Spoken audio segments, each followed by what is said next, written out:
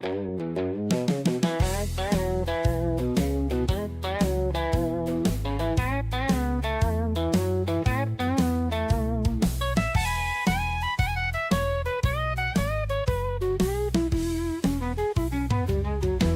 long, Mom, I'm off to drop the bomb, so don't wait up for me. But while you swelter down there in your shelter, you can see me on your TV while we make a necropolis. Watch George Stephanopoulos describing all the populace and cities we have lost. No need for you to miss a minute of the nuclear holocaust. Little Johnny Jones, he was a U.S. pilot, and no shrinking violet was he. He was mighty proud when World War III was declared. He wasn't scared, no siree. And this is what he said on his way to Armageddon. So long, Mom, I'm off to drop the bomb, so don't wait up for me. But though I may roam, I'll come back to my home, although it may be a pile of debris. Remember, Mommy, I'm off to get a commie, so send me a salami and try to smile somehow. I'll look for you when the war is over, an hour and a half from now.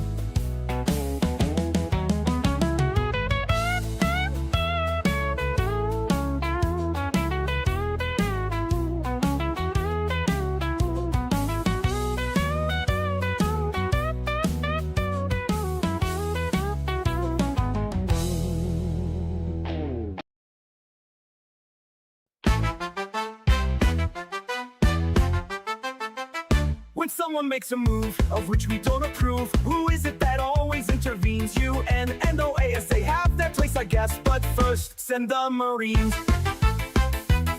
We'll send them all we got, John Wayne and Randolph Scott. Remember those exciting fighting scenes to the shores of Tripoli, but not to Mississippi. What do? We send the Marines. For might makes right until they've seen the light. They've got to be protected, all their rights respected, till somebody we like can be elected. Members of the Corps all hate the thought of war. They'd rather kill them off by peaceful means. Stop calling it aggression. Ooh, we hate that expression. We only want the world to know that we support the status quo. They love us everywhere we go, so when in doubt, send Marines.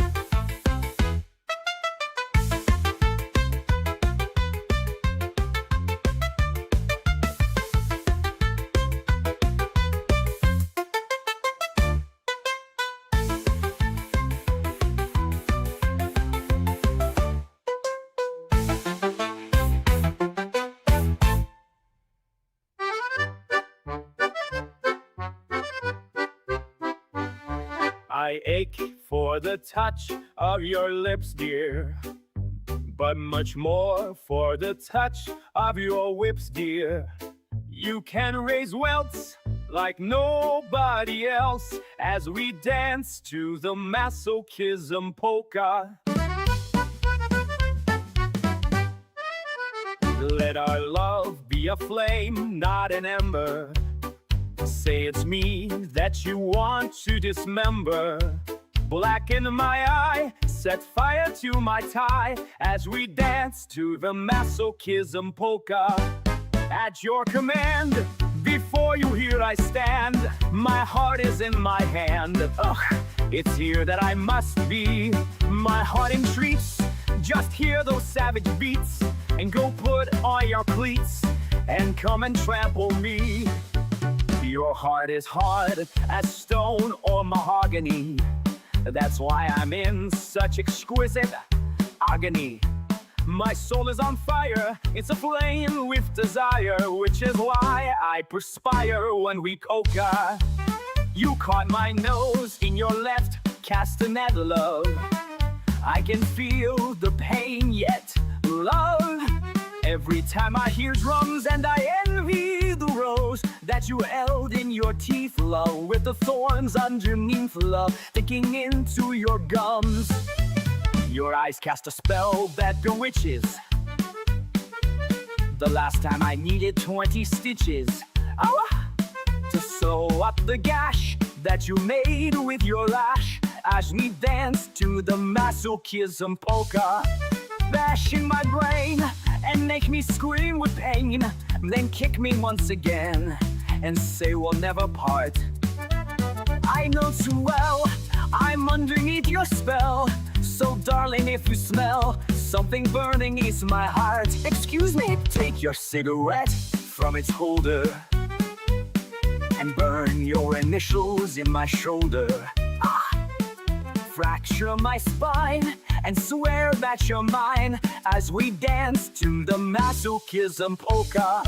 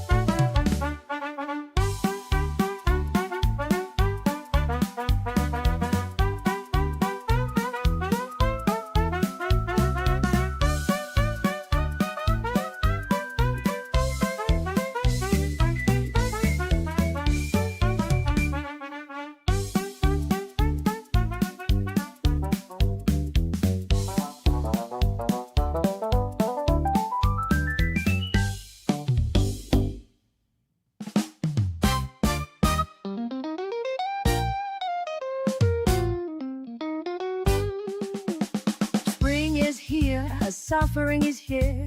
Life is Skittles and life is beer. I think the loveliest time of the year is the spring. I do, don't you? Of course you do. But there's one thing that makes spring complete for me. It makes every Sunday a treat for me. All the world sings in tune on a spring afternoon when we're poisoning pigeons in the park. Every Sunday you'll see my sweetheart and me as we poison the pigeons in the park. When they see us coming, the birdies all try and hide, but they still go for peanuts when coated with cyanide. The sun's shining bright, everything seems alright when we're poisoning pigeons in the park.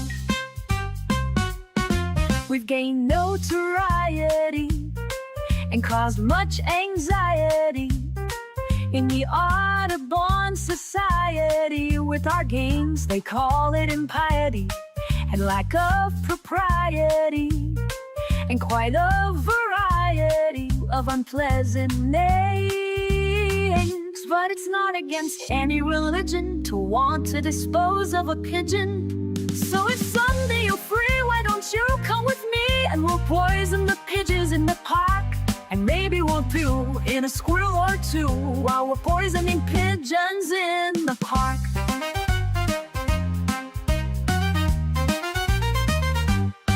And maybe we'll do in a squirrel or two while we're poisoning pigeons in the park.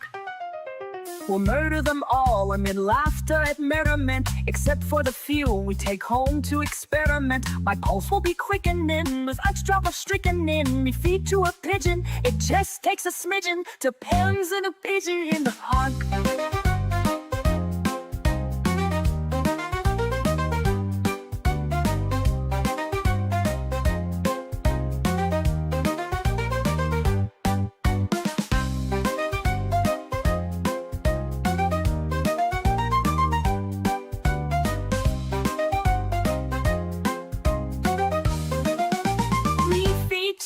Pigeon, it just takes a smidgen to poison a pigeon in the pack.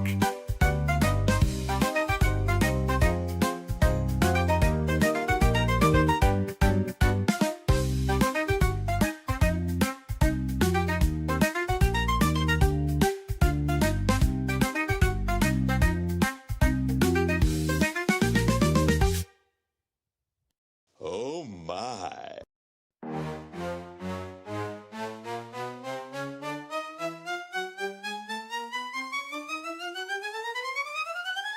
First you get down on your knees,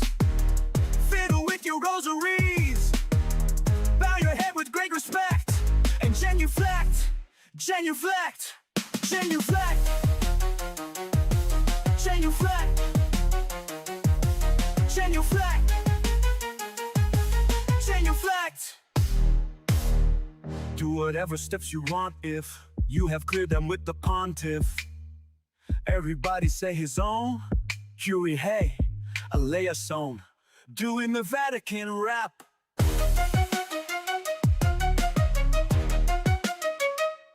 Get in line in that processional, step into that small confessional. They're the guy who's got religional, tell you if your sin's original. If it is, try playing it safer. Drink the wine and chew the wafer. 2, 4, 6, 8. Time to transubstantiate. So get down upon your knees, fiddle with your rosaries, bow your head with great respect.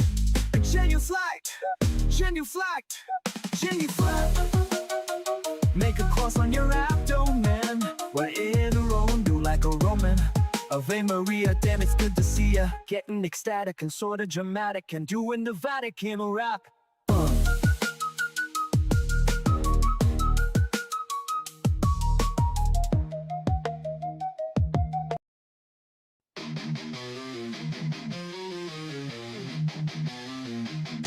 They wrote it in the laws, ink still bleeds. Treating women like soil, just planting seeds. She's gone, brain dead, not even awake. But the state's got a claim, gonna plant its stake. Say it's God's will, say it's life they protect. But they ain't the ones feeling pain or neglect. From Texas to Georgia, they set the trap.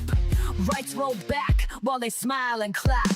Gilead's here, this is true. Hey, MAGA fools, they'll come for you too.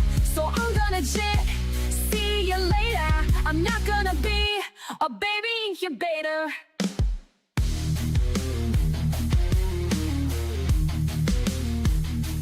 This ain't pro-life, it's control and shame. They don't care if she's gone, just playing a game.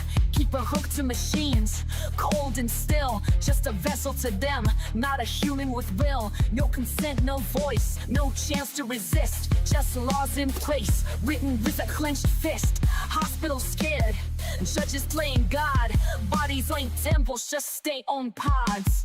Gilead's here, this is true. Hey, MAGA fools, they'll come for you too. So I'm gonna jet, see you later. I'm not gonna be a baby incubator. Bands in the dark, they don't care who it kills. Sacking courts while they strip out all of your wills. But we'll fight back, march loud, burn bright. Cause this ain't the end, it's the start of the fight. Gilead's here, ain't no grace. And those leopards are coming to eat your face. So I'm gonna jet, see you later. I'm not gonna be a baby incubator. Not gonna be a baby incubator. Not gonna be a baby incubator.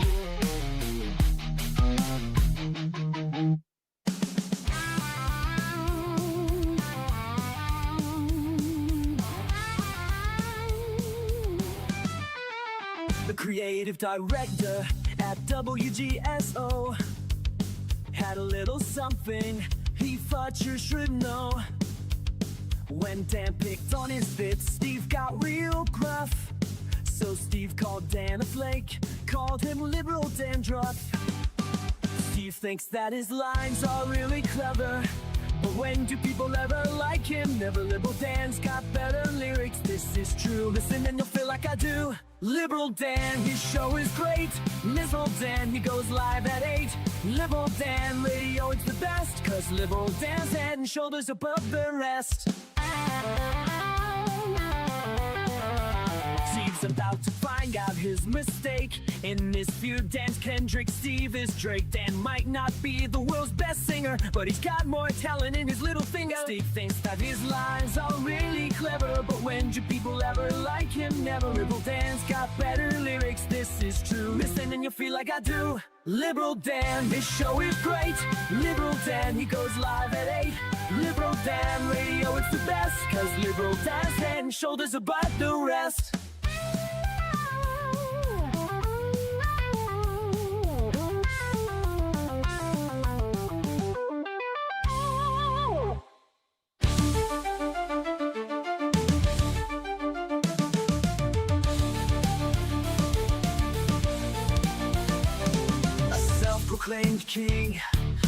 groper in chief, stealing our country, a crooked orange thief.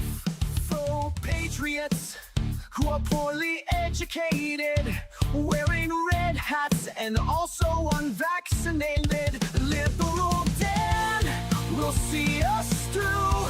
It's the best show that you're not listening to. So when you hear the call, the animals unite. Liberal Dan Radio, talk from the left, that's right. A failing media that's barely treading water. They're too inept to fight this new world order.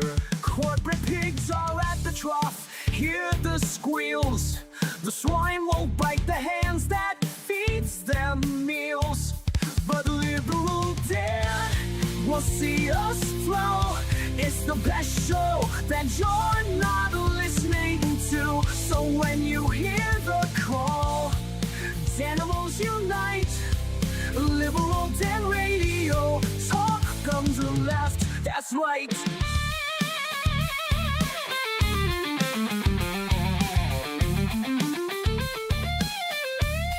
A leftist voice on air, exposing MAGA treason, breaking through their lies with facts, logic, and reason. Unmasking hypocrisy, the truth will be our guide. Call out their lies, justice is on our side. 'Cause Liberal Dan will see us through. It's the best show that you're not listening to. So when you hear the call, animals unite. Liberal Dan Radio, talk from the left, that's right. Liberal Dan Radio, talk from the left, that's right.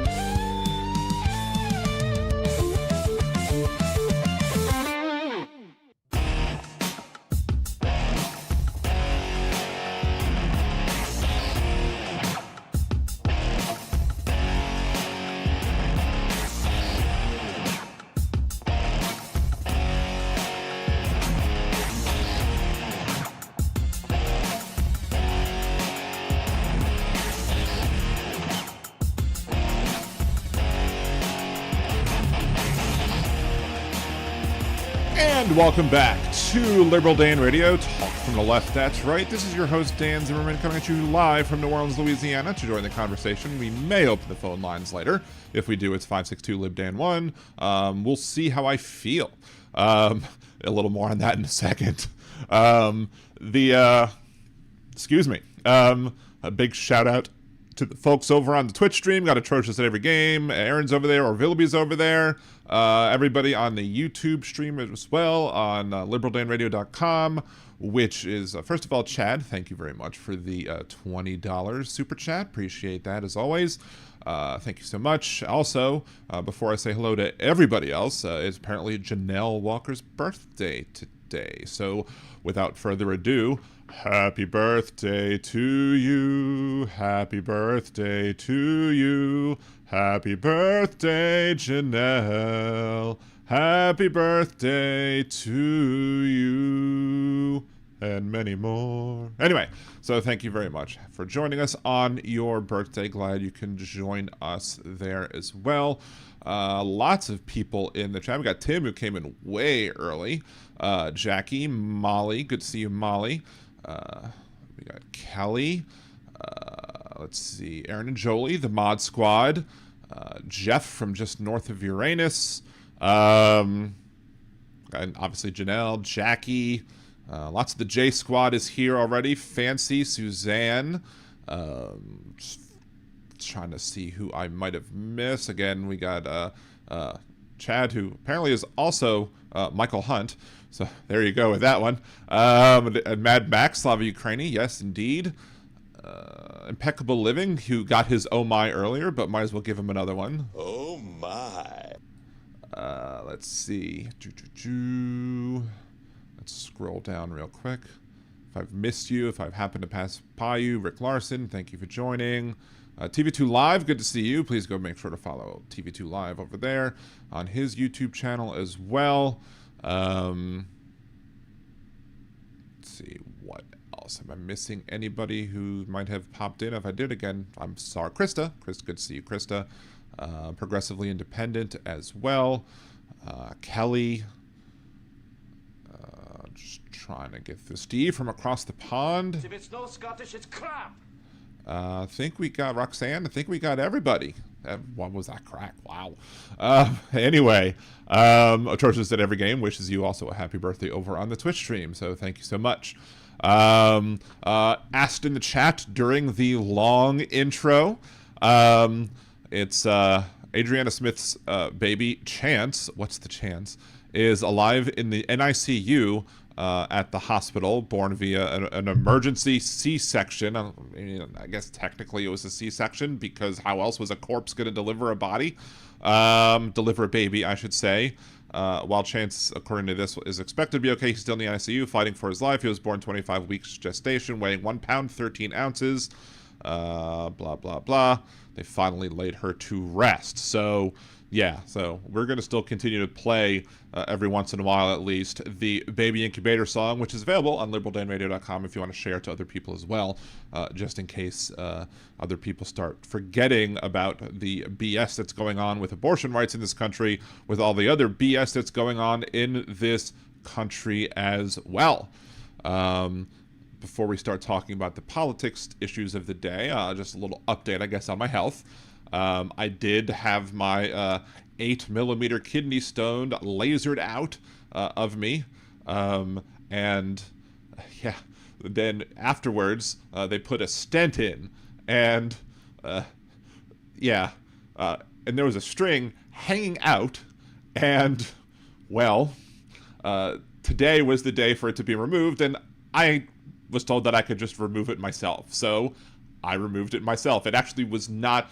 I thought about it and I was like, every time I thought about it, I was like, but it really wasn't that bad. Afterwards, now it's been like, I feel like I have to go to the bathroom all the time. So if I run up and have to leave and pause the show for a second, you'll forgive me. But yeah, and I was expecting the stent to be like this long. It's very thin, but this long. It was like this long. I was like, I showed everybody in my house after I took it out and they're like, oh, what the F? So, but yeah, so other than, you know, the feel that I have to frequently go run to the bathroom, I'm fine with that, and that's normal. That normally happens after this procedure and the removal of the stent, and I'm still drinking lots of water, so making sure I flush everything right out. I don't feel any other negative ill effects from the procedure. Gross, but I'm happy for you. Yeah, Cassie kept on wanting to, liberal Cassie kept on wanting to say, like, oh, I want to pull it out. And I'm like, no, you're way too excited to pull that out. No, no, no, no, no. Anyway, sorry if that was TMI. Good to see you, Kevin. Thank you for joining the chat as well. Choices at every game. I refuse to remove the string myself. I had doctor do it. It took 3 seconds. Yeah, I mean, that's pretty much like, I was like, I figured I'd be okay because I've seen other videos where like it should be no problem, and it was no problem. So, but the original thought of it was just like, so, yeah, only TMI because I'm reminded of what it feels like. I actually didn't feel much of anything during. Like, it was actually fine during. So, I don't know. But yeah, I am still, and then of course there's, in 2 Tuesdays, like, so not next week, the week after, but the week after that. So I guess the third Tuesday from today, I get a colonoscopy too. That got shoved in there. And they were like, when do you want to do it? I was like, let's do the colonoscopy before I have my knee replacement, because I don't want to have to deal with the pre-gaming, as you might say, for the colonoscopy with a bum, with an even worse knee at the time. So see, why would you show someone your string? It's not a cord for a Briggs & Stratton 5 horsepower cord. I don't know. Because I just wanted to, because they were curious, morbid curiosity, I suppose. I don't know. Trusted every game. I had one of those too, if you can believe it. I'm 30. Wow. Cassie's like, I wanted to see the dick string. Anyway, yeah, she kept on calling me Dick String from like Tuesday till today. So yeah, because you know my wife and me have very similar senses of humor. So of course the kids were just like mortified. So yes, I'm getting a whole tune-up, and then 90 days after the knee replacement, I'll be getting my other knee replacement. So yeah, I've already hit my maximum amount. I'm supposed to have at least hit my maximum amount of pocket. I don't know exactly, you know, when it actually will register and actually everything goes through, but some people will charge me, then I'll probably have to get refunds. Our healthcare system's a mess, and you know, you'd think they would have gotten it taken care of when actually paid the price for the maximum amount of pocket for towards the procedure. But yeah, I'm done paying for healthcare for me and my family this year, unless of course something needs to be happened with dentistry, because if it's not preventive care for dentistry, that's still going to have to get covered, or still have to get paid for.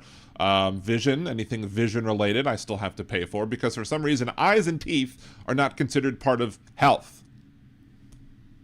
That's because our stupid country and health insurance. Yes, exactly. Atrocious at every game. Hopefully it'll be a new chapter for you after you finish those two procedures. Also, fuck the American healthcare system. Yep, exactly. Mad Max goes kind of like a Tampax for a wiener. That's exactly what my wife said too. She was also like, oh, you have a tampon in now. So, yeah. So, anyway. Let's see. In fact, while living, I guess he said, "Gross. I'm happy for you." I'd imagine that you would probably be the one who would most want to have seen it, right? Oh my. Anyway, appreciate you. What else to talk about? Well, we've been talking about this whole Jeffrey Epstein BS for a while, and Donald Trump, you know, not releasing the list, and why he might not want to release the list. And well, the reason is clear. The reason is because, you know, he see, is this the full one that I want to play? Yeah. He, you know, clearly, to me, at least in my opinion, he's on it. People don't balk at releasing lists of pedophiles unless they're on the list and they're a pedophile themselves. So, there you go. Hey, Teresa, good to see you. Thank you for joining us. I was brain fart for a second. They want work requirements for Medicaid, which doesn't cover vision. How could I get a job if I can't see? Yep. I mean, it's all a bunch of bullshit. They're all trying to, and I don't know if I'm going to talk about that this show or the next show, but there is definitely a whole conversation to be had where I might actually make a video of like the top 7 reasons why the GOP and the Democrats, why the left and the right are so vastly different. And one of the main reasons that we're different, and one of the ways that we are different, is that people on the left are more concerned about helping people's, you know, lives and saving people's lives and making sure people don't die, even if it costs more money. The Republicans want to cut costs regardless of who it kills. That's one of the main differences. And how is that moral? How is that moral, ethical, or in any way good? How can anyone just sit here and be like, okay? It's currently the poll results over on liberaldanradio.com on the live show is they was the intro too long? A third of y'all says yes, 2/3 say no. So thank you for the 2/3 who appreciate it. Now granted, even though it was long, but it's because I started it earlier, for those of you who said no. Because actually, we started the actual Welcome to Liberal Dan Radio Talk from Life That's Right around the same time we normally start that anyway. So I'm sorry, that's Donald Trump's line. It is what it is. Thank you, Donald. So, did I miss somebody? Somebody else jump in? Big Hook jumped in. Good to see you, Big Hook. Thank you for joining. Anyway, so one of the things, you know, I like kind of poking and prodding at the MAGA folks to see exactly why they're still supporting not Epstein, Epstein lover, Epstein, good old bestie of Epstein, Donald Trump, and what they have to think, or what they have to say about all of the things that he's saying. So obviously I couldn't call in Thursday morning because I had my procedure, but Friday at evening I was actually able to do some things Friday, and that's fine. So play one of my games with some friends, just wasn't too active or whatever, but still got to sit. And here's my call to Ringside Politics with Jeff Carrera, the evening edition that airs from 6 to 7 here in New Orleans, Louisiana. All right, let's get the other side of the political equation. A caller who goes by the handle Liberal Dan is with us. What's happening, Liberal Dan? Good evening. Welcome. Good evening, Jeff. I haven't gotten to listen to you for a couple of days. I had a small medical procedure yesterday. Everything's fine, but Good. Well, I'm anyway, glad you're in good shape, Liberal Dan. Yeah. I wouldn't know if I'm in good shape, but still, I mean, round is a shape. But anyway. All right, let's get the other side of the political equation. A caller who goes by the handle. I'm glad you're in good shape, Liberal Dan.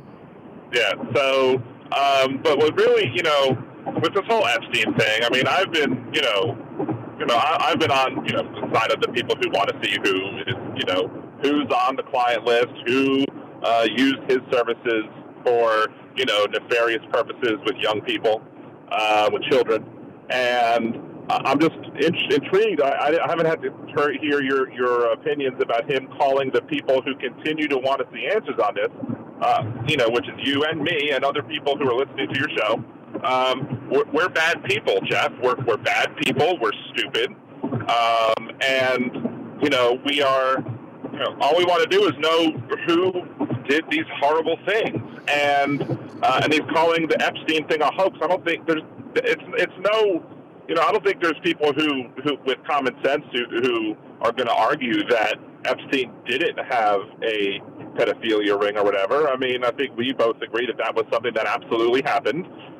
We just want to know who was on it. So what is the hoax that he's talking about? And if he's calling this a hoax, which I don't think the Epstein thing is a hoax, but if he's calling this a hoax, how many other things that he called hoaxes are not hoaxes either, right? Well, let me just respond. I have not been happy with how he's handled this, or Pam Bondi, or Kash Patel, or Dan Bongino, and I've called it out here in the program multiple times to the dismay of some people who are like, why are you critical?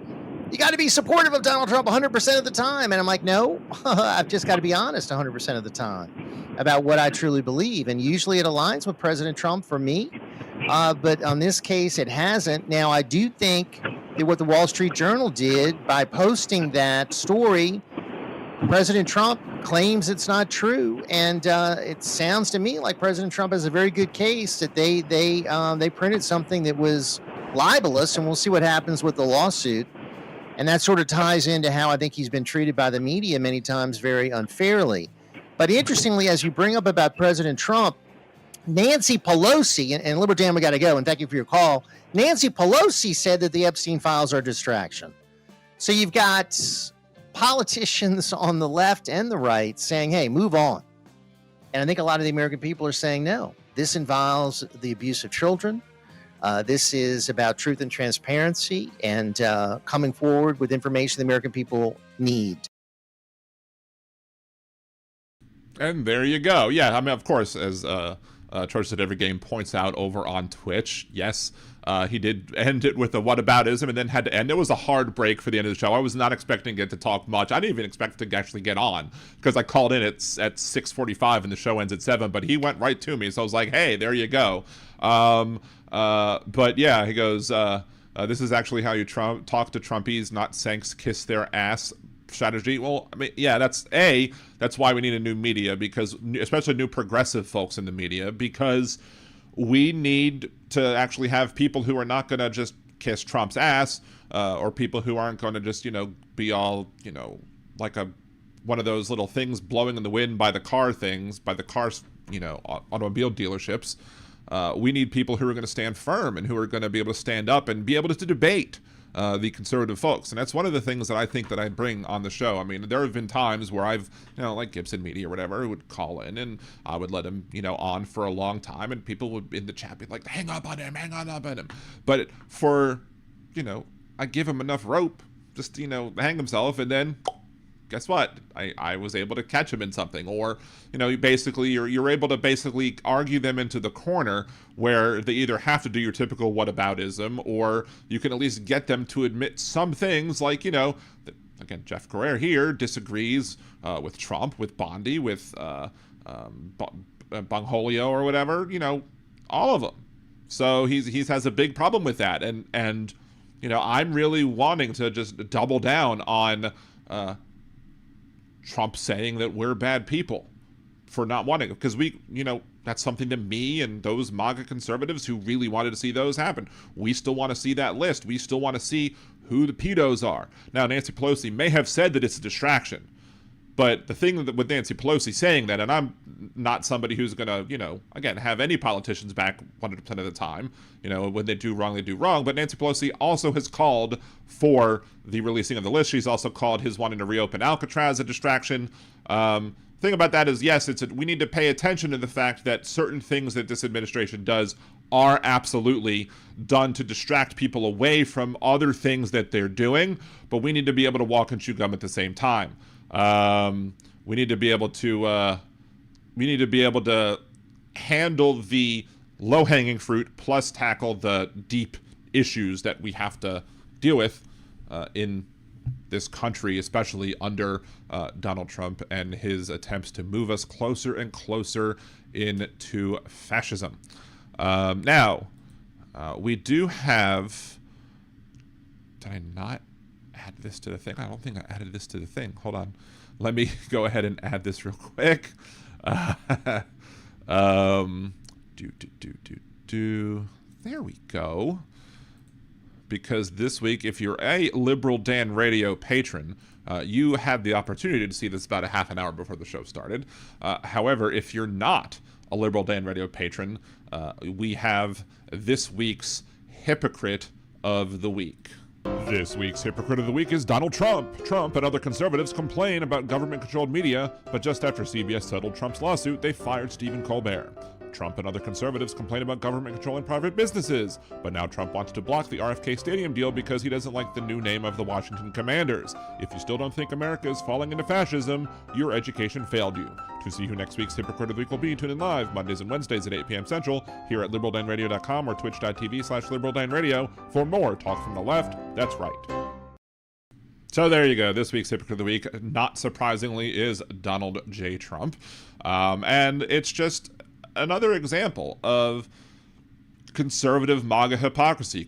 Hypocrisy is a conservative prerequisite. You will hear conservatives talk about, government shouldn't control the media. Government shouldn't control the media. It's horrible that government controls the media. But then you now have government, what seemingly looks like, as part of a settlement, and this is just conjecture because there's no hard, hard evidence, no paper trail that says the reason Colbert is getting fired is because of this settlement with Donald Trump.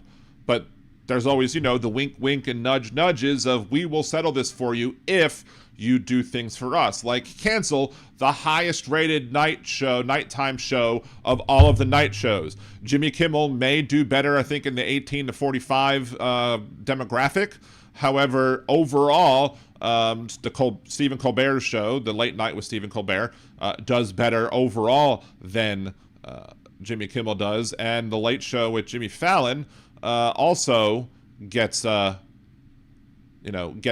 third place or whatever. So Stephen Colbert is beating all of them, but for financial reasons, they have to cancel the show. What are other stations canceling their nighttime shows simply because of that? No, I don't believe that for a second. What I do believe happened is that Donald Trump and his administration and his legal team are basically like, look, we will take a smaller amount of money if you get rid of this guy that we don't like.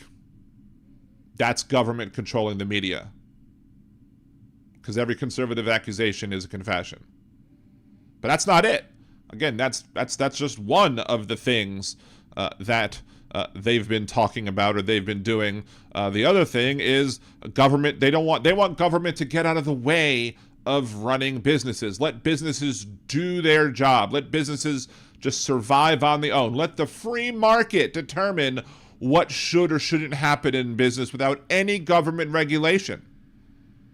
But now Donald Trump has stated that he wants to step in and somehow block the RFK Stadium deal that would move the Washington Commanders back from, I guess, are they in Landover, Maryland now, and they need to go back to the RFK Stadium state, or they're playing Maryland now, but they want to be in D.C.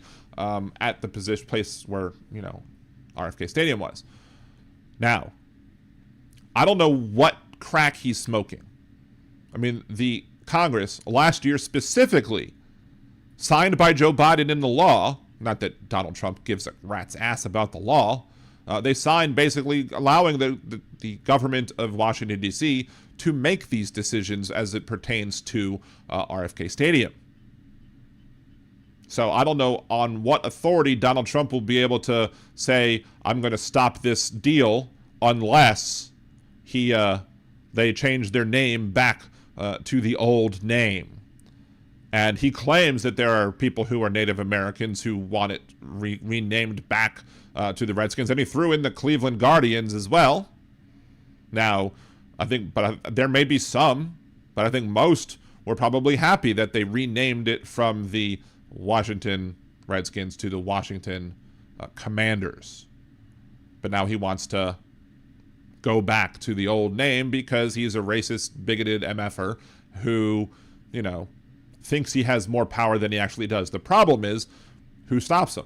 How do you stop him? You need enough people standing up against him to do the right thing, and well, unfortunately, we don't have enough people standing up to him to do the right thing. Trust at every game. The invisible hand of the free market will make sure that the tax cuts trickle down. It's totally not like getting pissed on. Trust us. Exactly. Well, my opinion is that when that the conservatives love to pleasure themselves with that same invisible hand. A church at every game. I feel like this is an unfair contest. Trump is going to win Hypocrite of the Week every week.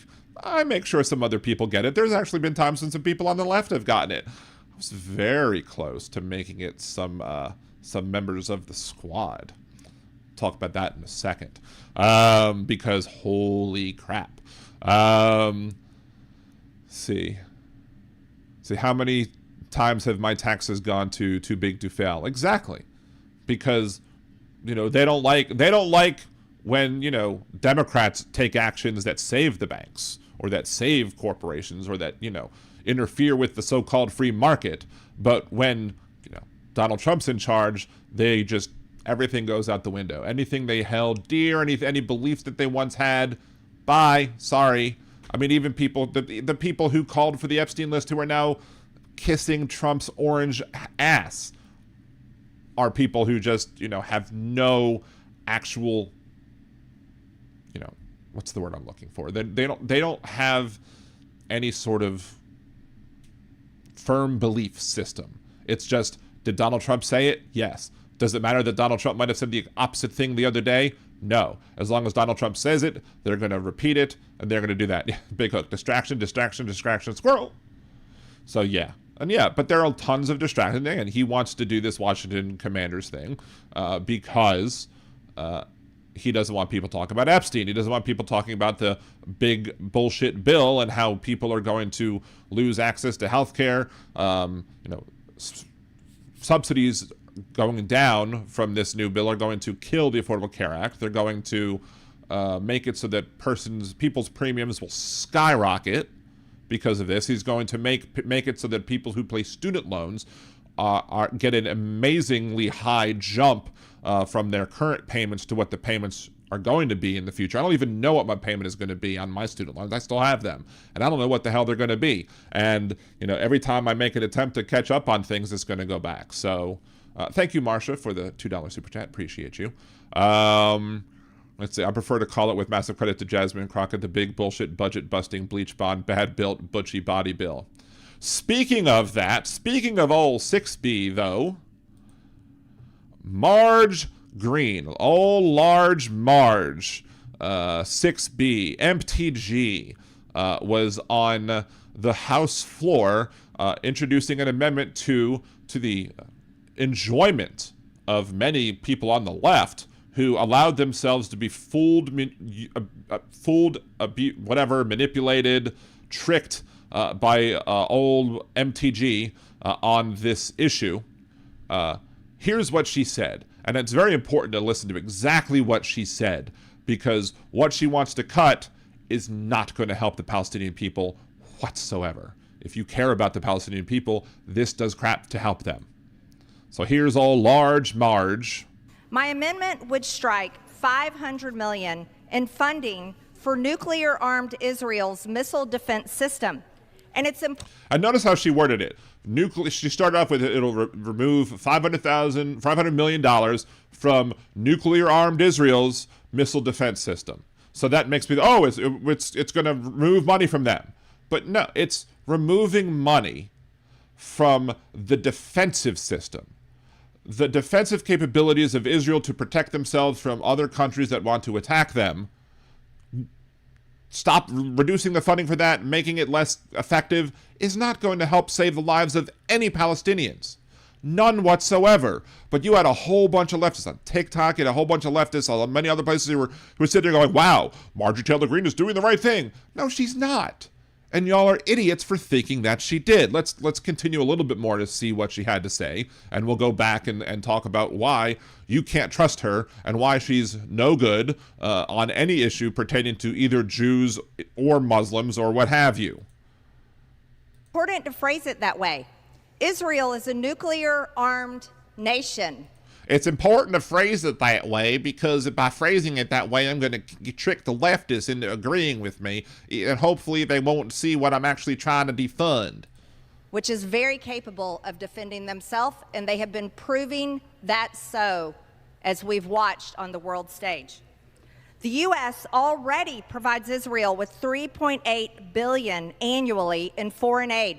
$3.8 billion, that's a lot of money. So $3.8 billion, and she's only cutting $500 million, but the $500 million she's cutting is specifically, and I don't know if that's over the course of 10 years or whatever, so the $500 million is only a fraction, and it's money that's specifically earmarked to go towards missile defense systems. The other 3 point whatever billion will go towards offensive weaponry, which can be used by Benjamin Netanyahu to commit his war crimes against the people in Gaza and in the West Bank as well. Let's continue. Additionally, the April 2024 security supplemental included $8.7 billion for Israel. That is nuclear-armed Israel. Nuclear-armed Israel, and they're getting $8.7 billion, but I want to cut defensive technology, not offensive technology. And during the recent 12-day war, the U.S. used 15 to 20% of our terminal high-altitude area defense missiles stockpiles defending nuclear-armed Israel, which cost us over $800 million. The $500 million provided in this bill will fund Israel's, that is nuclear-armed Israel's, missile defense system, the Iron... Again, to all of those leftists who might be coming in late or might be watching this after the live broadcast or whatever, again, it's cutting defensive weaponry, defensive military hardware. Again, that does nothing to help the Palestinian people. Dome, David Sling, Arrow system. Yet Israel is a nuclear-armed nation. That's... How many times is she going to say nuclear-armed nation? We get it, you blowhard. It's a pretty big deterrent for any of their enemies. Any nation that has a nuclear bomb has the greatest threat against their enemies. But that doesn't mean that they can actually, it's not a defensive weapon. And when people don't care if they die back, like, people who are suicide bombers, they don't give a crap about whether or not they also die because, like, a suicide bomber is going to die already. So it's not going to, that doesn't do anything to protect the Palestinian people by preventing Israel from being able to, hit incoming missiles. In fact, Palestinians could die, potentially, on a poorly shot missile that lands in Gaza or the West Bank. U.S. aid typically accounts for 15 to 20% of Israel's defense budget, even though Israel, nuclear-armed... And look, saying defense budget is one thing. Saying defense budget can include offensive weaponry, but she's specifically targeting the missile defense system. Israel has universal health care for their citizens and subsidized college for their citizens. Now, those are two things that would be lovely to have happen in America, but don't fall under any sort of, don't be fooled that Marjorie Taylor Greene now magically wants universal health care and that she wants subsidized schools. She's still backing this administration's plans on many other things. So they're able to provide that. However, here in America, we're $37 trillion in debt. Again, here in America, we don't. She didn't say that. She said here in America, we're just in debt. My amendment to strike $500 million in foreign aid will ensure an America First Department of Defense, and that is exactly what we need, and we Again, America First is a American Nazi slogan back from the 40s. haven't had for a very long time. Mr. Speaker, I reserve. Yeah. Cenk Younger says the Church of Game is going to go, whoa, populist. Because when Republicans actually, say things that might be misconstrued as populism, again, they allow themselves to be, some people be like, okay, I believe you now. But let's just make one or two couple more points again, because this is Marjorie Taylor Greene, and anybody who forgets that Marjorie Taylor Greene talked about the Jewish space lasers. She claimed that we control these space lasers that go pew pew pew. I mean, we start forest fires, but apparently we haven't pew pewed her yet. That doesn't make any sense. Again, the only laser that I had any control over recently, I didn't have control over it. It was the doctor on Thursday. But no, she pushes conspiracy theories about the Rothschilds and this, that, the other, about how we are controlling the media, we control the weather. She's an anti-Semite. She only cared about what happened in Gaza because I think a Catholic church got bombed or something. She doesn't give a crap about Muslim folks. She doesn't give a crap about most of the Palestinian people that are there. She'll just say, oh, they bombed a church to make people hate Jews more, because the GOP, MAGA, is an anti-Semitic movement. And I've given several examples of that on this show.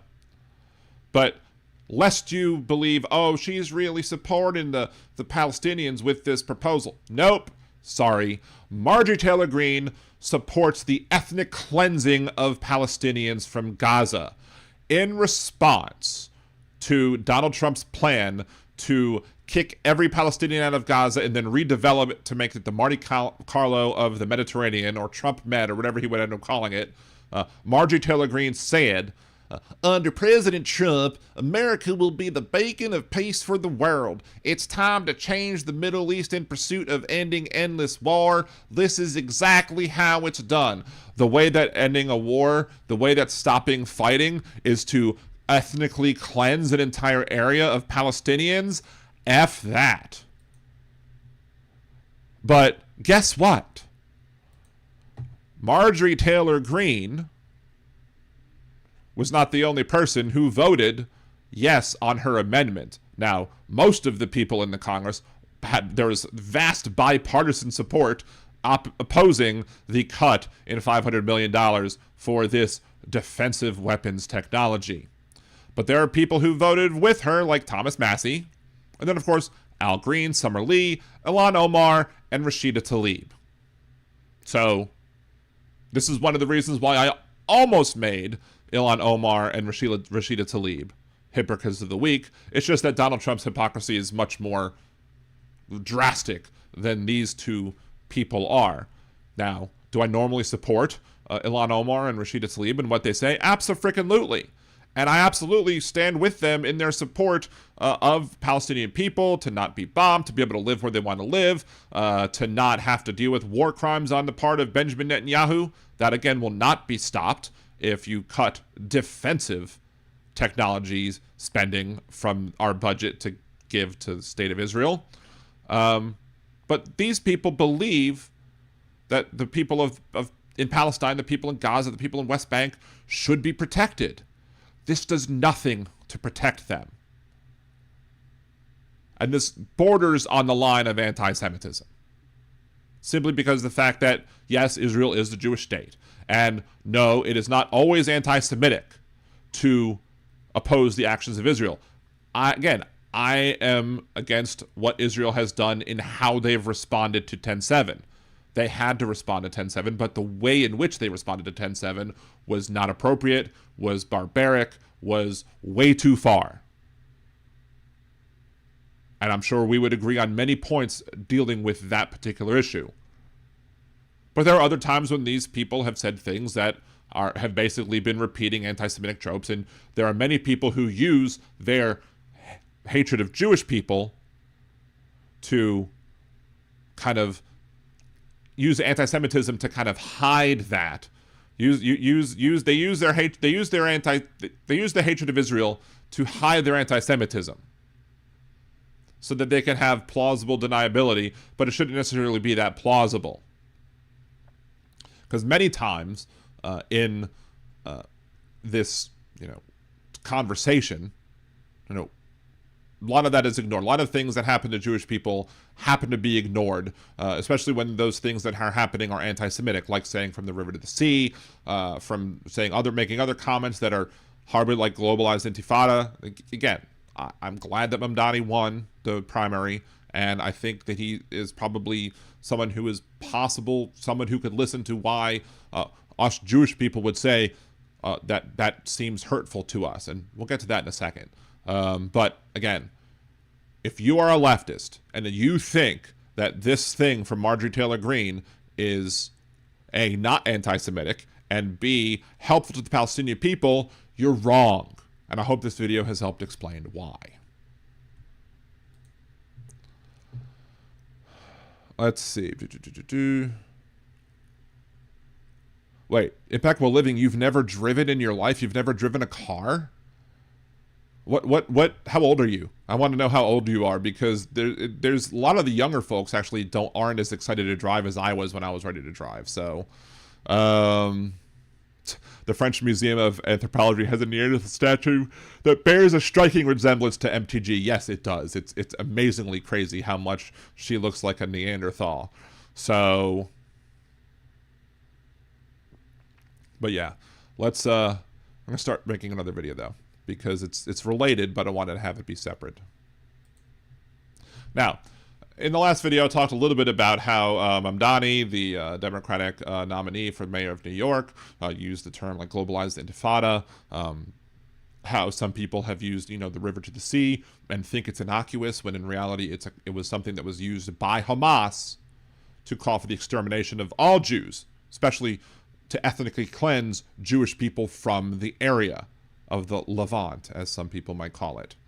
So, but here's something that I was thinking about the other day, and actually Big Hook in the chat mentioned the words that are important to talk about in this conversation, which is the idea of generational trauma. The idea of generational trauma, that trauma builds up in cultures over the decades, over the centuries. So, like, black people have a lot of generational trauma as it pertains to, their enslavement, Jim Crow laws, all of the ways in which our society has treated black people terribly. That has an effect generationally, and that creates generational trauma. But for some reason, Jewish people are not allowed to have, even claim, generational trauma to many people on the left. They will make excuses as to why Jewish people can't defend ourselves from certain things. Hell, there are people who will normally, under every other circumstance, say that when somebody comes forward with an accusation that somebody had sexually assaulted them, that you need to listen to them, you need to take their words seriously, you need to not immediately doubt them. But when it came to the people on 10/7 who were sexually assaulted, who were raped by the individuals who attacked in Hamas, they refused to believe them simply because they were Israeli. And every single one of them that I'm aware of was also Jewish. Which is a lot of times, I've said before on the show, I've said before in my my playlist that I have dealing with these issues, that unfortunately we have this situation where Jews are not allowed to have the same normal defenses that anybody else would be allowed to have, because for some reason, when people on all sides of the political spectrum, right or left, see things that are happening and Jews are related, they fall back on old anti-Semitic tropes. They believe the things that are said about Jewish people, and they doubt Jewish people when they say certain things. Look, I understand that you might not like the fact that the state of Israel exists. I don't like the fact that the Palestinian people aren't also allowed to have their state that they were guaranteed to have in 1948, when the UN passed the resolution in 47 to create two separate and distinct states. But there are comments that have been made about by some of these people who are anti-Israel, who claim to be anti-Israel, I should say, who will say things like, why, for example, did the Jewish people leave Europe and invade, the Palestinian areas? What? There's a reason why they left Europe. I mean, anti-Semitism didn't start or stop. Didn't start and stop in Europe just under Nazi rule. It existed in Europe well beforehand, and it existed in Europe well afterwards. And who else was going to take the Jewish people who were fleeing as refugees from the Holocaust? Americans turned people away. Other big industrial nations turned people away. So the only place they could go was the land that the world said, hey, Jews, go there. And then Jews across the Middle East who were being kicked out of their homes, having their businesses seized, their wealth seized, etc. Those people were forced to flee, and they couldn't go to America. They couldn't go anywhere else unless they had something to, give. Like, for example, if they were a famous scientist, they could have. But no, they had to go where they could go to flee the injustices that were happening to them, and that place was Israel. Does it suck for the Palestinians? Abso-frickin-lutely. The Palestinians are often used as tools in anti-Semites over there's goals to eliminate and ethnically cleanse Jews from the area. But, again, part of the reason why, a lot of times Jewish people will get touchy and defensive when it comes to people who are trying to be so-called anti-Zionists, who are anti-Israel, who, they try and get out there and speak. The reason we flinch, the reason why we give side-eye, the reason why why we don't automatically just accept the fact that somebody is just being anti-Israel and not specifically anti-Semitic, because these people embrace these anti-Semitic tropes and they then deny. Because again, another thing that Jewish people are denied is the ability to say, this is an issue of marginalization and oppression that affects us. You don't get to tell us, marginalized and oppressed people, on how to handle and how to interpret the issues dealing with our marginalization and oppression. Every other group gets to do it, and rightfully so. If you're a black person, you should be the one who gets to tell other people what represents marginalization and oppression of you. If you're a Native American, you should be the ones that get to explain the marginalization and oppression of, the Native American folks, the indigenous folks. You get to be the ones who define it, who get to point it out and say, this is wrong. If you're a woman, you get to be the one who describes the harm and marginalization and oppression that women have to deal with. But for some reason, Jews are not allowed that ability. Whenever we try and bring it up, it's, oh, you're just crying anti-Semitism because you are somehow a Zionist. Well, according to Benjamin Netanyahu, he would never call me a Zionist because I oppose the settlements. I believe in a two-state solution. I believe that Palestinian people should have their own right to self-govern. They should have the right to return, etc. People who are indigenous to the region should get to go back to the region. Does that mean you get to be in the same square footage that you were initially? Probably not, because in compromise, everybody loses. But a good compromise, when everybody is just a little bit unhappy, that's probably the sign of a good compromise. But again, we don't get the ability to sit here and defend ourselves without being questioned. Now again, there are times when black people defend themselves and they'll say, and people say, oh, you're just playing the race card. But that's the thing, is that we on the left will be critical of the people who say, you're just playing the race card, to black people who are trying to say things like Black Lives Matter. We will stand up as a whole and say, y'all are wrong. Stop saying that you're playing the race card. These people are bringing up valid issues and we should listen to them. But many of the same people who would tell the conservatives to F off when they use the race card argument will then jump on Jews and say, y'all are just playing the anti-Semitism card. Till that stops, it's going to be very difficult for many Jewish people to trust people on the far left. And I believe myself to be on the far left as well, but I will criticize people who I agree with on top of the people who I disagree with on these issues. Anyway. that's my thoughts on this. I have much more on this in the playlist on my channel. If you want to watch more after this, go check it out. Go right ahead. Anyway, let's see. Didn't Brianna Joy Gray roll her effing eyes at the family member of an Israeli rape survivor and then claim that her hiring from the Hill was due to criticizing Israel? Absolutely shameful. That is anti-Semitism. Exactly. Or firing from the Hill. Yes. I don't remember the exact name, but yeah, that sounds about right. Kushner said that part of out loud before the election, and uncommitted still did their darndest to F over specifically Harris, who wanted a ceasefire. Exactly. Let's come back over here into the chat to kind of see where I left off, to see if I can, what I've missed. Again, thank you, Marsha, for that super chat. To MJ Daniels in the chat, good to see you. Thank you for joining. Dawn, good to see you as well. Josh, thank you for joining. Part of the Big J squad. Aaron, ugly horse top. Yes. Yeah, 3.8 billion is a lot of money. Well, no shit. Exactly. MTG is related to a dinosaur, perhaps. Let's see. Let's just kind of scroll down here. See, Suzanne's comment reminds me of a joke. When you see a bunch of MAGA people, especially from the South, call them a bunch of sandwiches, or call them sandwich meat. That's what you should call conservatives from the South, from Alabama or Mississippi, or the deep neck woods part of Louisiana that are not blue. Call them sandwich meat, and they'll be like, "Why do you call them sandwich meat?" Because where do you find sandwich meat? In bread.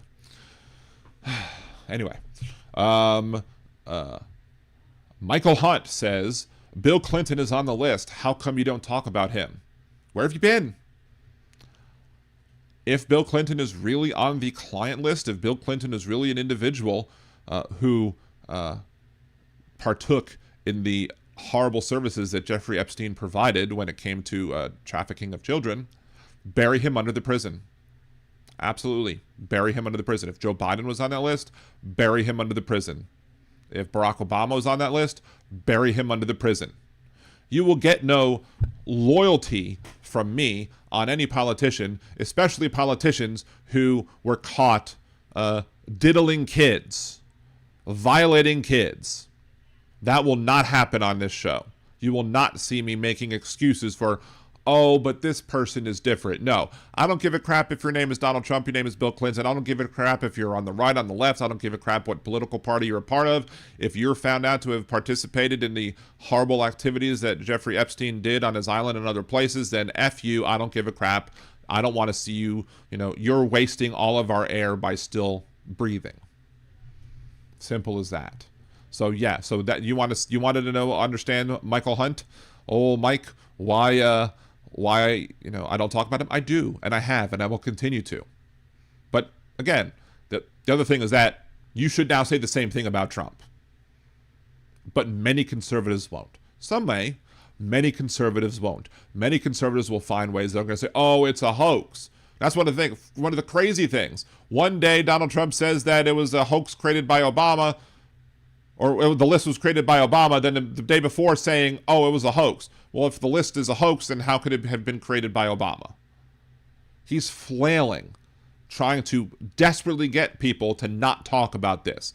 Why? Because we all know why anybody would refuse to release the list. Yep, that's the only reason why. I mean synagogue. Did I say synagogue? Did I say something else? I don't know. I might have misspoke. It's possible. It happens before. See, how you just described your sword for the squad is exactly how MAGA is right now. They may disagree with one Epstein thing, but it's far from a crack. Yeah, but see, voting as 5 people on part of a bill that ultimately failed does not harm people. Protecting pedophiles harms a lot of people, harms the victims of those pedophiles, of the people participating in pedophilia. No. Voting no on defunding money to Israel that is not going to cut, a majority of the money that Israel's still getting is not, and pointing out how silly those members of the squad are for thinking that this will help protect the Palestinian people when it's only cutting defensive weapon technology, which does nothing to help the Palestinian people. That's one thing. Protecting pedophiles is a completely different thing. It's not exactly the same as all.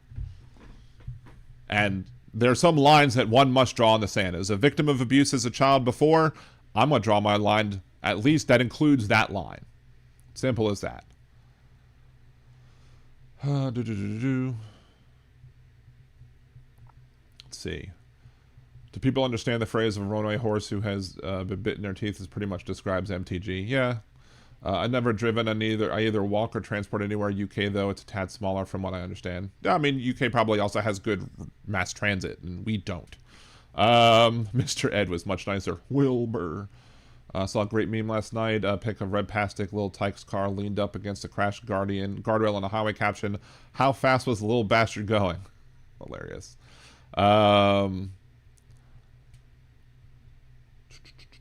Let's see.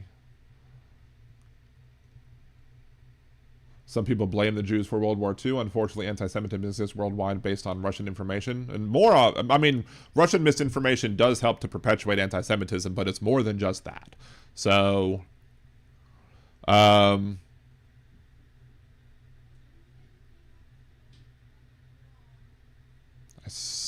we go. I'm back to the order.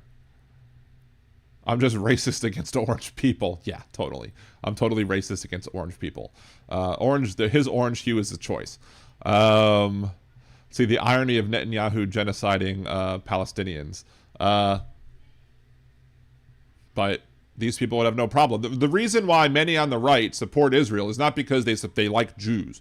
Because that's the thing that drives me up the wall, is when I'll say Trump is anti-Semitic, but he supports Israel. No, he supports Israel because the Christian evangelical right supports Israel. And the reason this Christian evangelical right supports Israel is not because they love the Jewish people. It's because in order for prophecy to come true, a bunch of us have to be there so that we can die first. Friends like that, who freaking needs an enemy, right?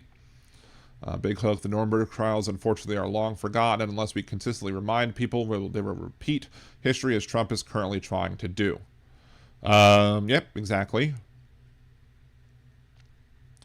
See, Marsha never cared for Netanyahu 30 years, and he's been waiting. Yeah, I don't like Netanyahu either. I refuse to call him BB. Like, that to me is a dumb nickname. It's an attempt to make him look cute when he's not cute. He's horrible. And Netanyahu and Hamas have a parasitic, symbiotic relationship that requires each other to exist to stay in power. Because Netanyahu will go, you need me to protect me from the bad guys that are Hamas. And then Hamas will go, you need us to protect us from the bad guy that is Netanyahu. And they all get their support, and they fight, and lather, rinse, repeat. So, see, white bread and Miracle Whip. Yeah, pretty much. See, I know for Jewish people who don't care for Yahoo either, my neighbor is Jewish. Oh yeah, I mean, you know one here too. I don't like Netanyahu one bit. Let's see. Suzanne, took a new gummy today. Didn't think it was working until I went to the kitchen to grab a can of chew, back with a bologna sandwich. Well, that's how the munchies get you, right?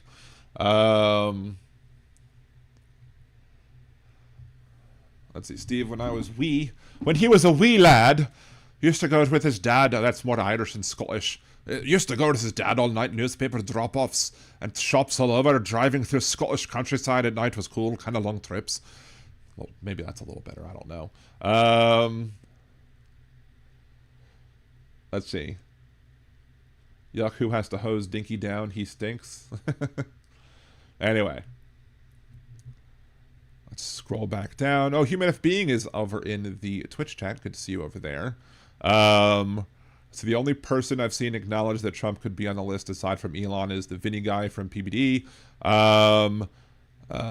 Yeah, but the thing is that I mean, yeah, Jeff Carrera is not yet there, I think, on the whole conversation of the reason why Donald Trump's not releasing the list is because he's on the list. But I've seen other people basically at least suggest, I mean, even frickin', Tucker Carlson and his show, him and his guests were basically like, either it's this or it's the biggest cover-up in history. What are they covering up? Probably for Donnie Boy. Why would they need to cover up for anybody else, right? See, I trust that every game I don't call war criminals by their nicknames. Similarly, how I don't call Sean Combs Diddy. Yeah. I will call Trump Donnie $2, though. Maybe I'm a hypocrite.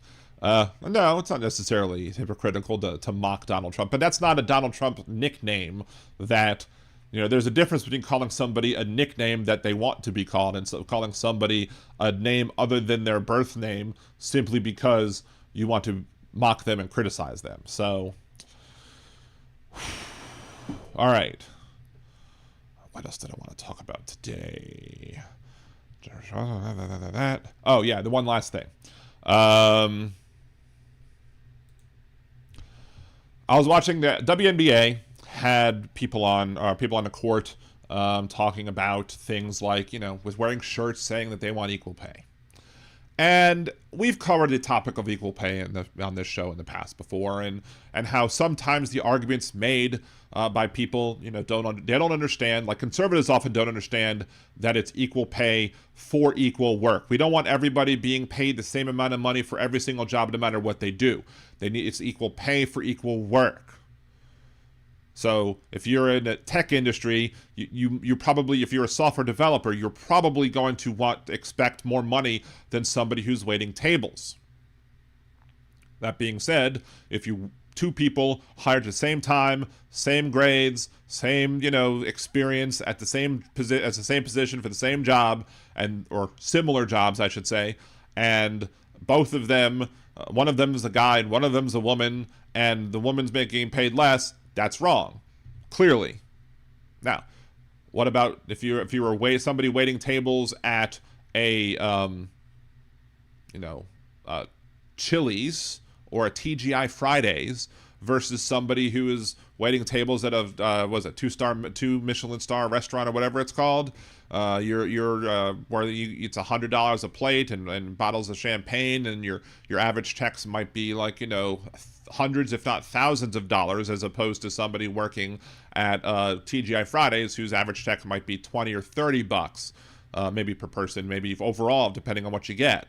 No, the people who are working at TGI Fridays are absolutely not doing necessarily the same job because they're not bringing in the same amount of money as the other people are. That being said, when it comes to the WNBA versus the NBA and what they get paid, these are professional athletes. I'm not going to sit here and cry and bemoan that professional athletes who get, I think their average might be a six-figure salary. I think starting players might only get $60K a year. But on top of the $60K a year, they get all their travel covered for. They got their health insurance covered under the collective bargaining agreement. They have, they have subsidized housing. They have to provide them with a 2-bedroom house if they have kids. They provide them. Many employers don't provide this for the people that work for them, but they provide them the ability to get help trying to either adopt a kid or to have IVF or whatever. Do the people in the NBA make more money than the people in the WNBA? Sure. Does the NBA make more money? Sure. But my concern is that you're making six figures. The top earners in the WNBA make $250,000 a year as compared to the top earners in the NBA making a lot more. I'm less worried about that than I am worried about the people who are struggling to survive right now.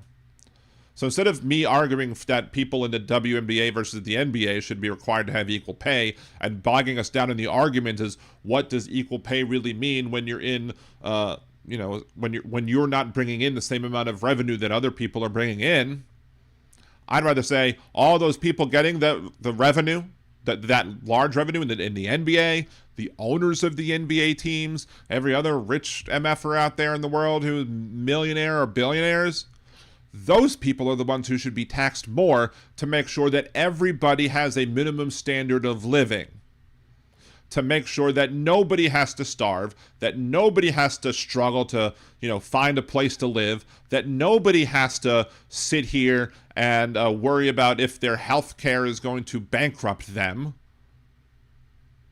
That's what we should be focusing on.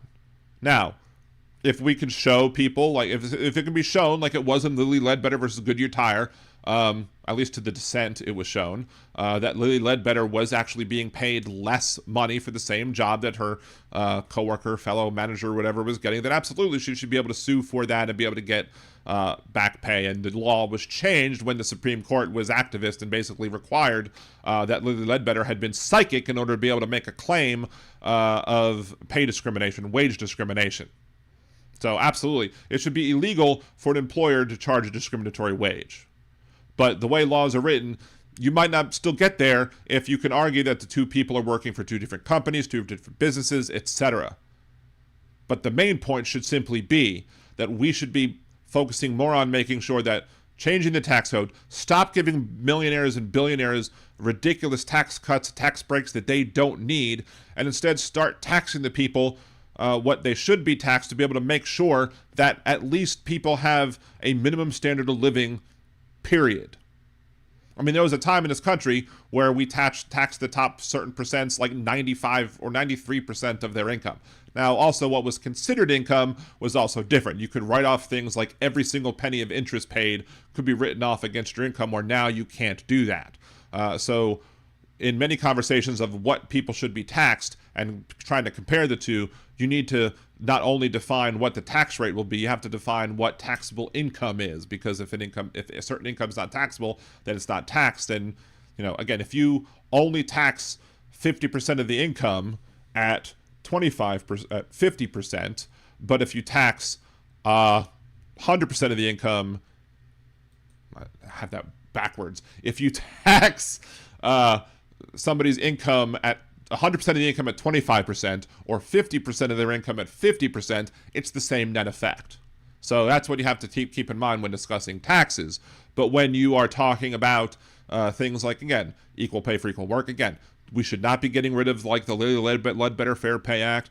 People should be able to, be sure that they're not going to be paid a different wage based off of how they were born, be it women versus men, be it white versus black, be it Hispanic versus non-Hispanic, be it whatever it is, straight versus gay, cis versus trans.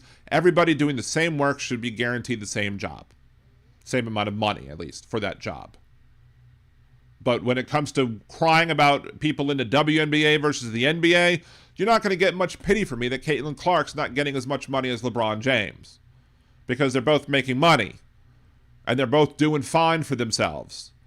And should Caitlin Clark have paid as much taxes as LeBron James? Absolutely not. But LeBron James and other people who are top NBA earners and the people who own, to use the Chris Rock line, there are rich people and there are wealthy people. The rich people are the people in the NBA who are making all that top dollar. The wealthy people are the people paying their paychecks. Those people all need to be taxed more so that we can fund programs that will give us things like, universal health care, universal basic income, that'll make sure that people have what they need to survive. So that when they then go work, they don't have to sit here and settle for scraps, and they can say, well, I'm getting this UBI, so therefore I don't need to accept your lowball offer. I can wait till I get a better offer from y'all. Lather, rinse, repeat. So when it comes to equal pay versus WNBA and NBA, my answer is tax the owners, tax the people working who play for the NBA, to make sure that people who are not playing in professional sports can survive, can have health insurance, can have, money to live on, can afford to eat, can afford to get their health care covered, etc. That's what's important there. Not whether or not NBA and WNBA's pays are equitable or not. Anyway, that's just me. What do you think? Leave your comments down below. Remember to like the video, share, subscribe to the channel. And unless you oppose, poor people being able to have more money and get health care and food, have a good day. Yeah, Human Being says it was for the war effort. But yeah, they took gold away from regular folks that had it under threat of imprisonment for the war effort. But yeah, regular folks shouldn't have that gold taken away. But the wealthy people should have been taxed well more to fund the war effort. Nowadays, if we tried to tax wealthy people to fund a war effort, these people would mind, bitch, and moan. During the COVID pandemic, I said that the sacrifices that people are being asked to make nowadays during the COVID pandemic was the amount of them are much fewer than the sacrifices that you were asked to make during World War II. These people would have been miserable little shits if they were asked to make those sacrifices that the people back in the 40s were asked to make during World War II. Now, of course, some people continue to make sacrifices after World War II because there are people like, you know, black soldiers who did their jobs, who fought for the country, who risked their lives, who came back home, and then didn't qualify for the GI Bill. Because, you know, our country has a racist history that we need to not forget, too. So, anyway, let's scroll back and see what I missed.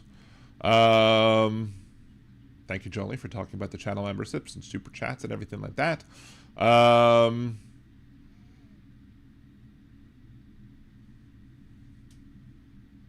Jeff asks, Steve, I have a serious question. Are Scottish, Irish still considered British? We'll see. We'll see what that answer is.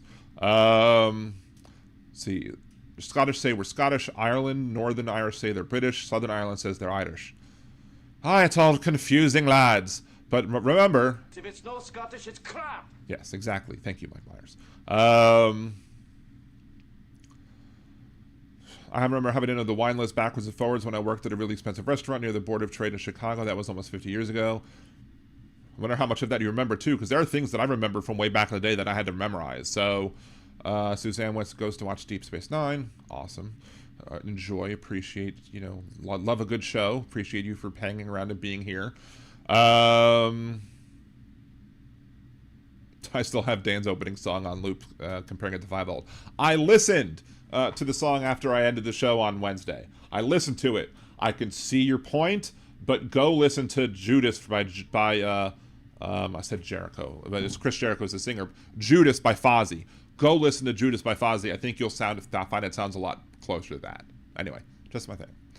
If Charlie Kirk and Ben Shapiro went back in time with no connections, would they work those jobs? Probably not. Anyway. So remember how I said early in the show how I'm still having some issues dealing with, you know, the whole whatever. Again, the lasering of my kidney stone went fine. The removal of the stent went fine or whatever. But one of the after effects of the removal of the stent is that, you know, I will sometimes feel that I have to often go to the bathroom, and I've been drinking lots of water to make sure that I can go to the bathroom. So unfortunately, sorry, I'm probably going to end the show early today. I am feeling a little exhausted too. Because, again, I'm kind of getting over the fact that I had to go to the hospital and that I haven't had much sleep the last couple days or whatever. So we are going to go ahead and end the show today early, simply because I've got stuff I need to take care of, including the fact that I don't want to just run back and forth every time I have to go to the bathroom. And it's about that time. So, Dondi Big Cat Fanaka says, Am Yisrael Chai. I know that song. So I was raised Jewish. I was taught that song in both Camp Ramah in the Poconos and in my Hebrew day school that I went to. Of course, again, just as a reminder, though, I don't necessarily support the actions of Israel just because I'm Jewish. I've been vehemently against many of the actions that have taken place by Israel and how they responded to 10/7. But of course, you know, to me, Hamas and Netanyahu are both war criminals and need to be dragged in front of the Hague. So, see, Atrocious reminds me a lot of the Rawlsian thought experiment constructed the principles that govern society out of the veil of ignorance. I would like to think that Shapiro's and Kirk's of the world would become the biggest socialists in that case. Probably. Well, if Donald Trump became a socialist, most of the MAGA folks would be like, sure, that sounds like a great idea. But they would just call it something else. But a rose by another name would still sound as sweet. Anywho. So we are, though, you know, again, there's plenty of old episodes to watch. Go check out if you want to see more of my thoughts about the Israel-Palestine conflict, Israel-Hamas conflict. More specifically, go check out on liberaldanradio.com, which is my YouTube channel. I have a big playlist where I talk about all that sort of stuff. Have a whole bunch of stuff I want to talk about. We will talk about more stuff Wednesday. Hopefully, I will feel less like I have to keep running to the bathroom all the time. But thank you all for watching. Apologize for this being a short show. We will play again. One of the things that final thing, I do have this new playlist that I've created that are reimagining songs by the old satirist Tom Lehrer. He put his lyrics into the public domain. He actually put the music also in the public domain, so you can perform it as well. You just can't necessarily use the recordings. But I decided it would be a fun idea to try and maybe even, you know, it's been fun. I've enjoyed it. It's been something that I've enjoyed doing. It's a fun little hobby on top of, you know, the rest of the looking up stuff. It gives us a little break from political humor. But also, I'm kind of hoping that maybe enough people who liked or Tom Lehrer fans might jump on board and be like, hey, these reimaginings of these songs are great. Go listen to them. So anyway, again, the old song that was done by Tom Lehrer, they were talking about what happened in Vatican II, where the Pope and the bishops decided that they needed to make Catholic Church more popular, and so they tried to do some of the liturgies in modern song form. And as Tom Lehrer says, he has a modest one here, and I'll call that one. He calls it the Vatican Rag.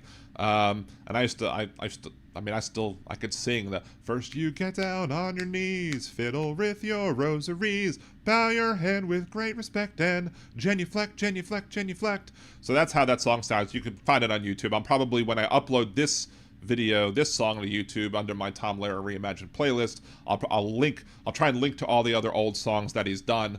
But for now, we're going to end the show with the Vatican Rap, my reimagining of Tom Lehrer and his lyrics. So if you're going to watch me on nerdydan.com, twitch.tv/nerdydan.com, tomorrow night, I will be live tomorrow night. There's bowling or whatever. My work is having a bowling thing, so I might go there. I don't know how much I'll be able to bowl simply because my knees hurt, but I will, we'll be live on nerdydan.com over on Twitch tomorrow night, and then back here Wednesday, 8 p.m. Central on liberaldanradio.com or twitch.liberaldanradio.com as well. Thank you, everybody, for joining. Thank you, Big Hook and Marsha, for the super chats. To support the show, you can Venmo Liberal Dan, buy me a cider, buymeacoffee.com/liberaldanradio, or go to liberaldan.com, click the Buy Me a Cider button, become a patron, patreon.com/liberaldan or patreon.liberaldan.com. Either way gets you there as well.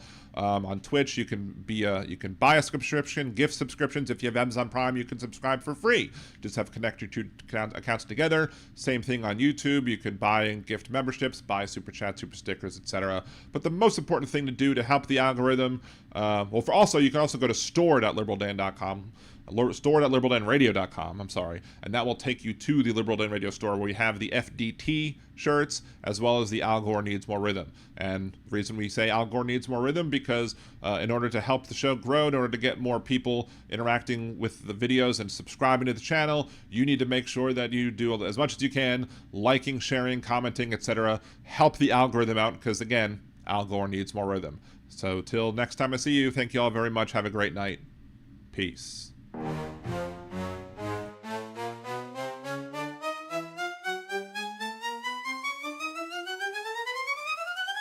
First you get down on your knees, fiddle with your rosaries, bow your head with great respect, and genuflect, genuflect, genuflect, genuflect, genuflect, genuflect. Do whatever steps you want if you have cleared them with the pontiff. Everybody say his own. Huey, hey, a lay song, doing the Vatican Rap.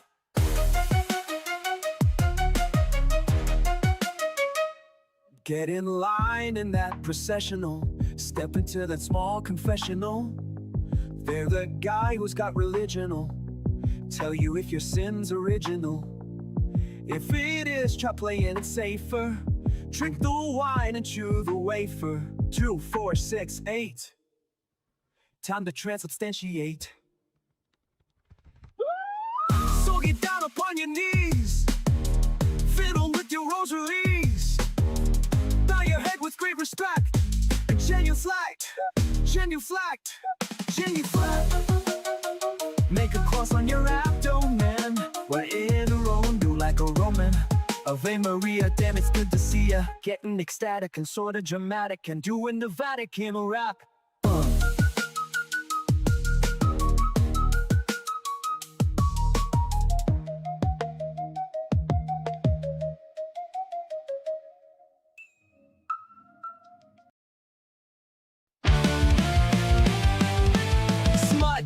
Give me smut and nothing but a dirty novel I can't shut. If it's uncut and unsucked, oh, I've never quibbled. If it was ribbled, I would devour where others merely nibbled. As the judge remarked the day that he acquitted my importance to be smart. It must be utterly without redeeming social importance. Poor, no graphic pictures I adore. Indecent magazines galore. I like them more if they're hardcore. Prey on the obscene movies, murals, postcards, neckties, samplers, stained glass windows, tattoos, anything more. I'm still not satisfied. Stories of tortures used by debauchers, lurid, licentious, and vile, make me smile. Novels that pander to my taste for canter give me a pleasure sublime. Let's face it, I love slime. Old books can be indecent books, though recent books are bolder. For filth, I'm glad to say, is in the mind of the beholder. When correctly viewed, everything is lewd. I could tell you things about Peter Pan and the Wizard of Oz. There's a dirty old man I thrill to any book like Fanny Hill, and I suppose I'll always will if it is swill. And really filthy, who needs a hobby like tennis or philately? I've got a hobby, we're reading mighty shadowy, but now they're trying to take it all away from us unless we take a stand. And hand in mind, we fight for freedom of the press. In other words, slut, I love it. The adventures of a slut. Oh, I'm a market they can't glut. I don't know what compares with smut. Hip, hip, hooray. Let's hear it for the Supreme Court. Don't let them take it away. I don't know what compares with smut. Hip, hip, hooray. Let's hear it for the Supreme Court. Don't let them take it away.